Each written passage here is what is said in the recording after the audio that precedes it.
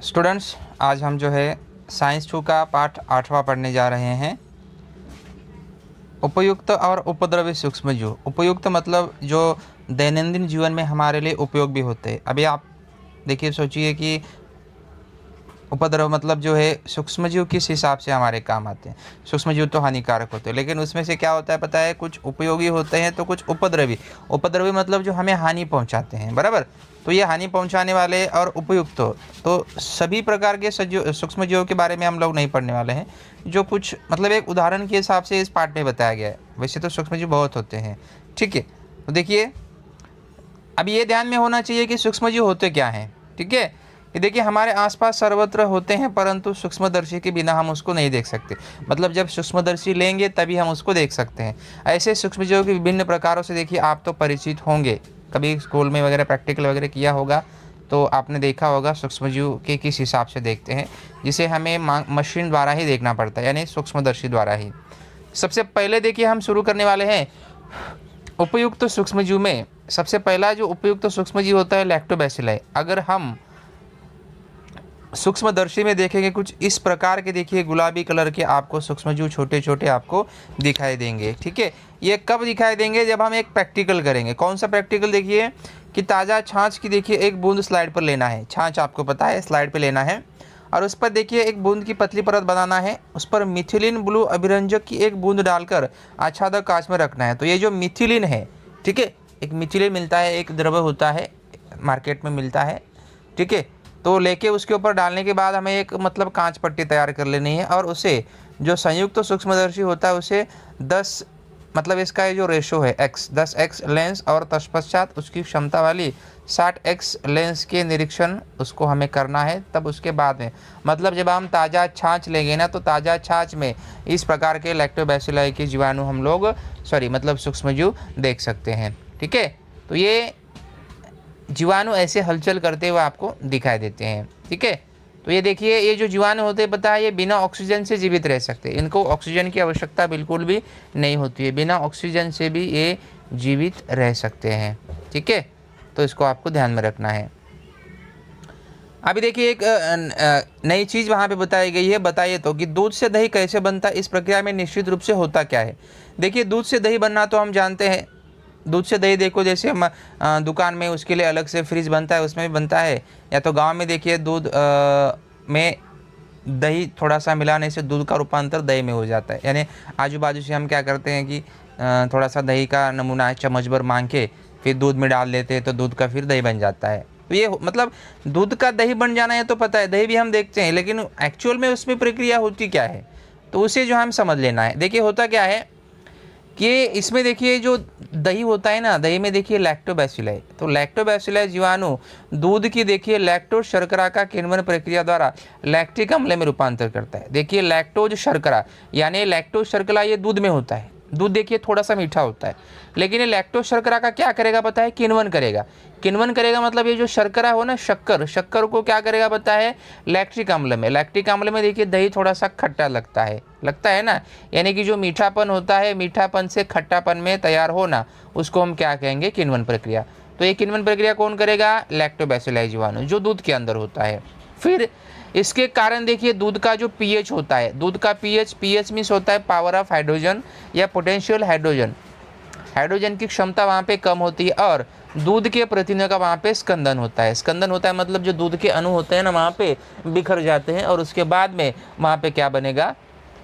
दही बनेगा। यानी इसके कारण जो है दूध के प्रतिन वहाँ पे अन्य घटकों से अलग हो जाएंगे, और इसे ही देखिए दूध का दही में रूपांतर होना कहा जाता है।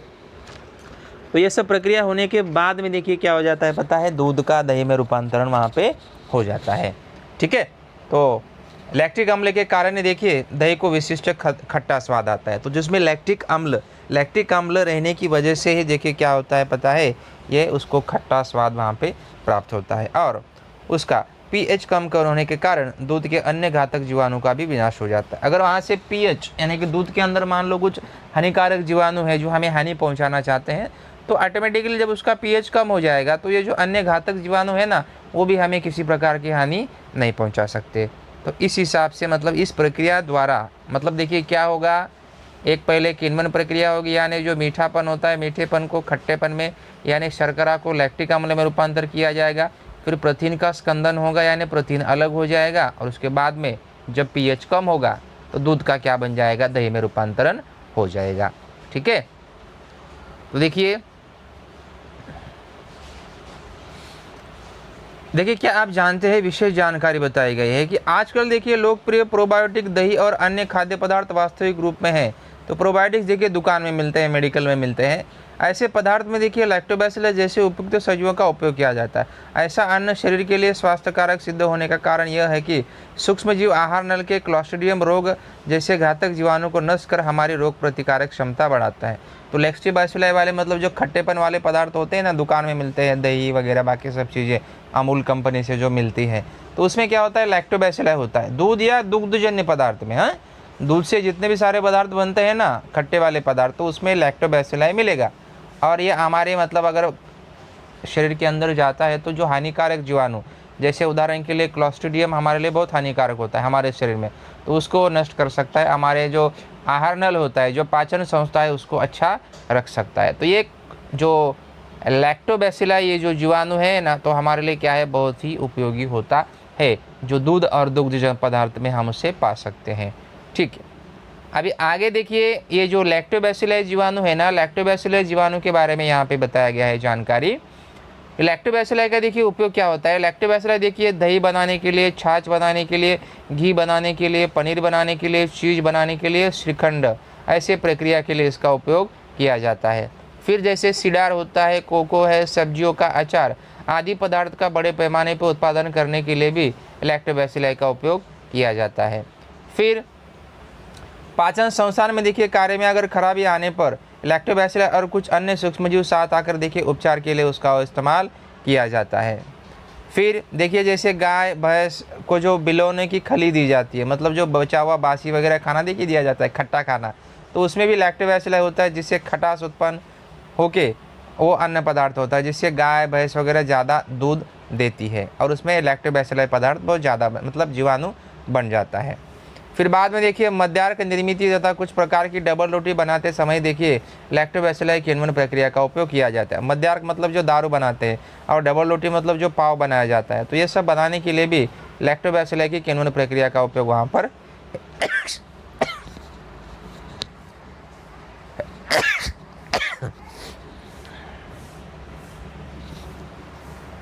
Sorry students. तो ऐसी देखिए इतनी सारी प्रक्रियाओं के लिए जो है लैक्टोबैसिलस जीवाणु का उपयोग वहाँ पर किया जाता है। तो ये सब उपयोग से तो आपको पता ही चला होगा कि लैक्टोबैसिलस हमारे लिए कितना उपयोगी होता है। फिर आगे अगला जो हमारे लिए देखिए एक बहुत ही महत्वपूर्ण और एक जीवाणु है, जिसका नाम है राइजोबियम। क्या नाम है, राइजोबियम। तो राइजोबियम को देखिए कैसे देख सकते हैं। देखिए मेथी, मूंगफली, सोयाबीन अथवा किसी दलहन का पौधा जो होता है ना, तो किसी दलहन के पौधे में जो उसकी जड़ें होती है ना, अगर उस जड़े के ऊपर अगर हम हाइड्रोजन परऑक्साइड डालेंगे, हाइड्रोजन परऑक्साइड आपने देखा होगा कभी, तो हाइड्रोजन परऑक्साइड होता क्या है पता है, कभी आपको जख्म हुआ होगा, कभी आपके मतलब हाथ पैर को कुछ लगा है, खून निकला हो, तो डॉक्टर के पास जाने के बाद में पहले देखिए डेटॉल या दूसरा एक बॉटल लगाते हैं, बराबर ना। तो डेटॉल के बाजू में दूसरा जो बॉटल रहेगा ना, ऐसे बूंदे डालने की वजह से क्या हो जाता है, पैरों के ऊपर फेस आने लगता है। तो जो गंदगी होती है ना, उसको साफ़ करने के लिए हाइड्रोजन पेरोक्साइड डालते हैं। तो वही हाइड्रोजन पेरोक्साइड अगर हम ये मेथी है, मूंगफली है, सोयाबीन की जो होता है ना, उसकी जड़ों के ऊपर अगर डालते हैं ना, तो इस प्रकार का देखिए ये जीवाणु आपको वहाँ पर दिखाई देगा। तो ये जीवाणु का नाम क्या होता है, राइजोबियम। ठीक है, तो ये प्रैक्टिकल है, हमें राइजोबियम का कार्य और महत्व जान लेना है। तो ये राइजोबियम किस काम का है, देखिए जड़ों पर गांठों में रहने वाले राइजोबियम उस पौधे को देखिए नाइट्रेट तथा अमीनो अम्लों की आपूर्ति करते हैं। देखिए राइजोबियम क्या करते हैं पता है, उस पौधे को क्या चाहिए, उसका भोजन नाइट्रोट और अमीनो अम्ल है, तो ये राइजोबियम उसको पहुंचा देता है, मतलब उसको दे देता है, और उसके बदले पौधे से देखिए कार्बोज पदार्थ के रूप में ऊर्जा प्राप्त करता है।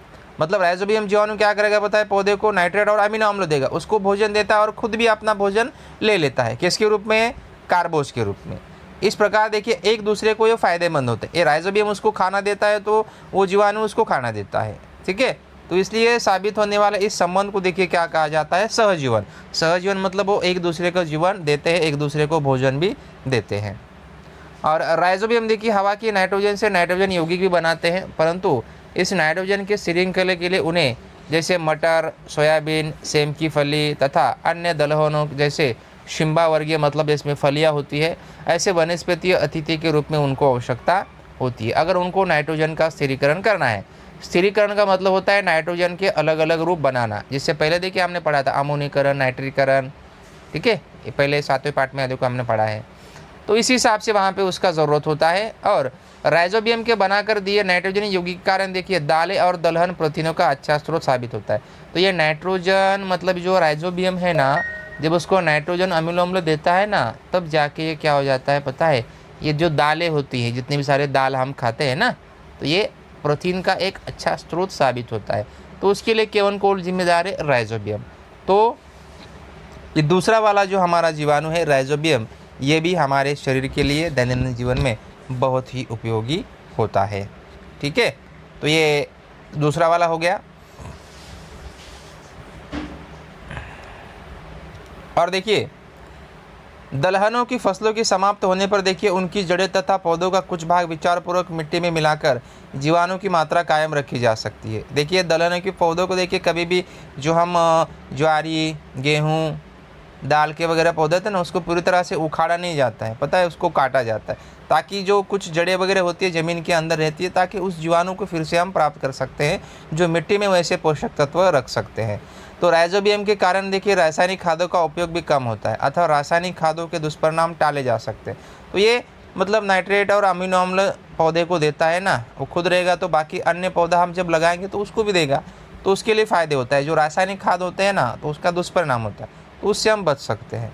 तो खादों की खरीद का खर्चा कम होने के कारण देखिए किसानों का इस राइजोबियम जीवाणु का बहुत ही फ़ायदा होता है, ठीक है। अब देखिए किण्व।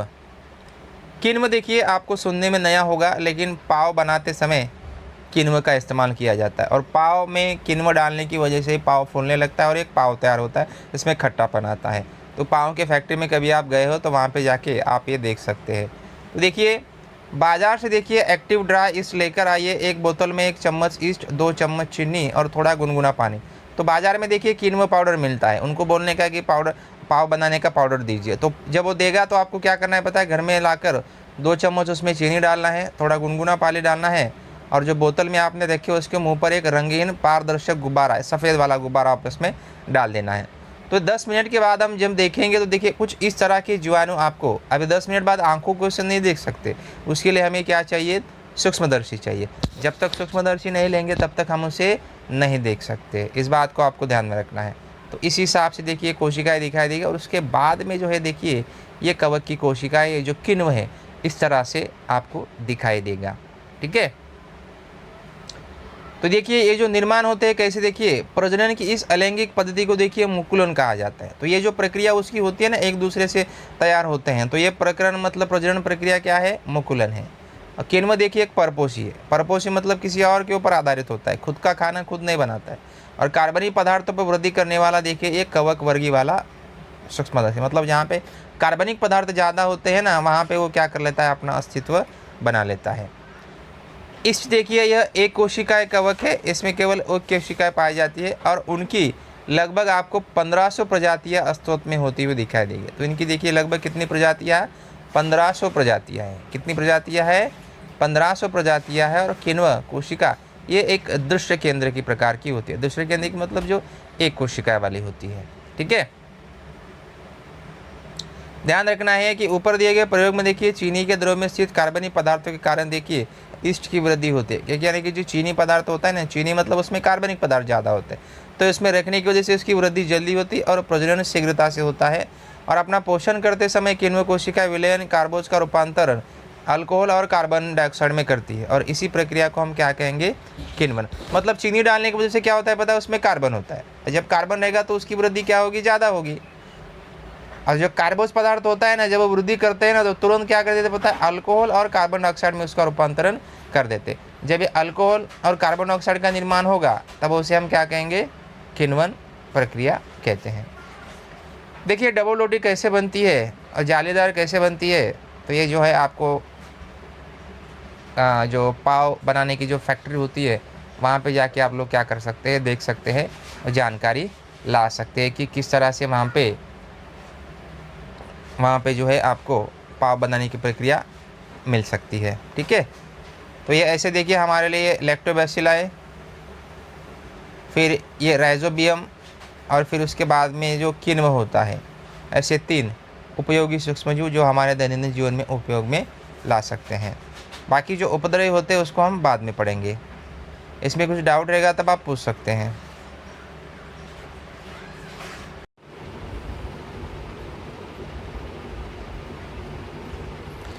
स्टूडेंट्स, अभी आज हम देखिए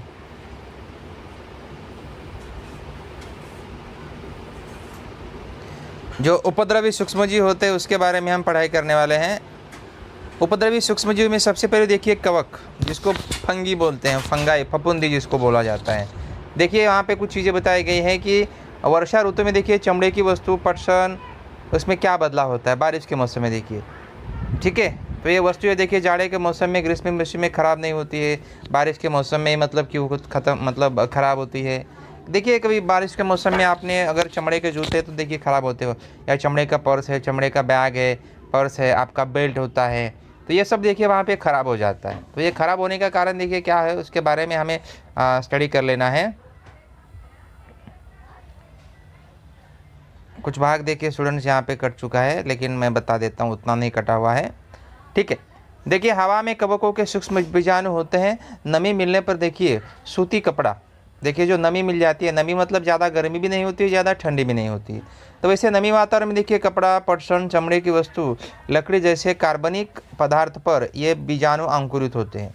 कवक के तंतु इन पदार्थों में गहराई तक जाकर अपना पोषण और प्रजनन करते हैं, और इस प्रक्रिया के कारण देखिए वह मूल पदार्थ तक क्षीण हो जाता है। मतलब जो कपड़ा मिला, पटसन मिला, चमड़े की वस्तु मिले ना, तो वहाँ पे अंकुरित हो जाते हैं, प्रजनन हो जाता है, मतलब वहाँ पे उनका निर्माण हो जाता है। और जैसे वहाँ पे निर्माण हो जाता है तो वो जो मतलब जो ये वस्तु है, मतलब कपड़ा है, पटसन है, चमड़े की वस्तु है, लकड़ी है, वो तुरंत धीरे धीरे मतलब क्या होने लगती है, खराब होने लगती है।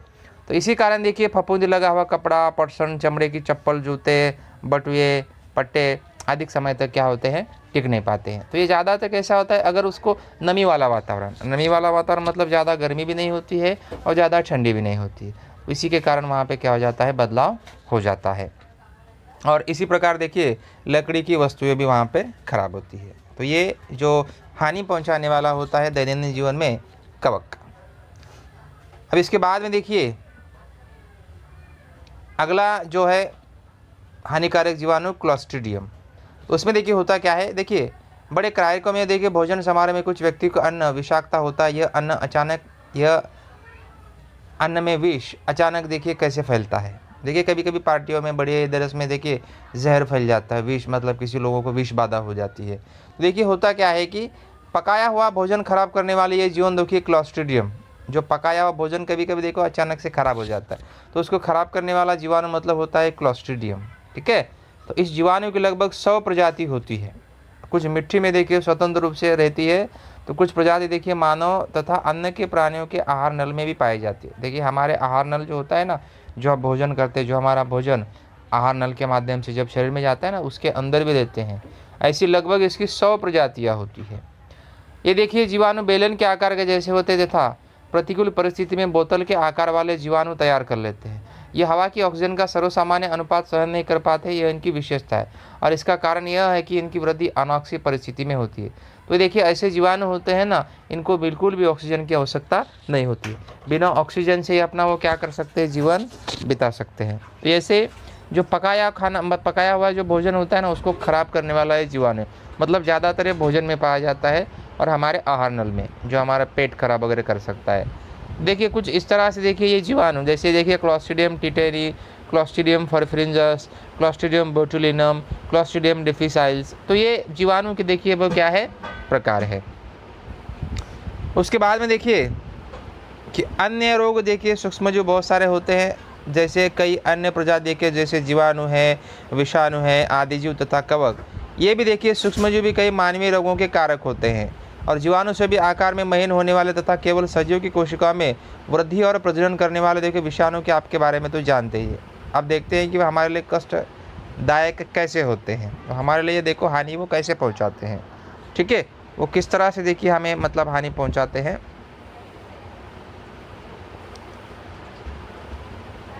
जैसे देखिए ये आपको बाद में पढ़ लेना रहेगा प्रतिबंध क्या। जैसे कि देखिए एड्स विषाणु से होता है, एड्स से बाधित व्यक्ति के शरीर का रक्त, वीर्य या माँ का दूध होने की वजह से। पीलिया देखिए विषाणु से होता है जो दूषित पानी और अन्न खाने से होता है। इन्फ्लुएंजा देखिए विषाणु से होता है जो रोगी के संपर्क से होता है, जैसे खसरा और चेचक होता है, ये भी वायरस से होता है और रोगी के संपर्क से। जैसे देखिए बर्ड फ्लू, स्वाइन फ्लू, ये भी वायरस से होता है जो पक्षी और प्राणी से होता है। डेंगू देखिए वायरस से होता है जो मच्छर के काटने से होता है। निमोनिया देखिए जीवाणु से होता है जो रोगी की हवा में आने वाले जो बूंदे होते हैं उसके कारण। कुष्ठ रोग जैसे जीवाणु से होता है, अगर रोगी के संपर्क में अगर आप रहते हैं तो आपको हो सकता है। बाद में देखिए हैजा जो जीवाणु यानी दूषित पानी और अन्न से होता है। मलेरिया भी देखिए वो आदि जीव से होता है, जैसे मच्छर का दंश, मच्छर काटने से, या आपका परिसर गंदा है, घर में भी आप मतलब गंदगी रखते हैं। दांत देखिए ये कवक से होता है और रोगी और उसकी वस्तु के संपर्क में जब आप आ जाते हैं तो उसके हिसाब से आपको ये बीमारी हो सकती है। तो ये इलाज देखिए किस तरह से करना है, तो आपका होमवर्क रहेगा, मान लीजिए कि आपको उसे पढ़ लेना है, ठीक है, आप उसको पढ़ लेंगे। तो इस हिसाब से देखिए हमारा ये पार्ट भी यहीं पे हमारा ख़त्म होता है। पार्ट ज़्यादा लंबा नहीं था, एकदम पार्ट हमारा छोटा था। इसमें कुछ डाउट्स रहेगा तब आप लोग पूछ सकते हैं।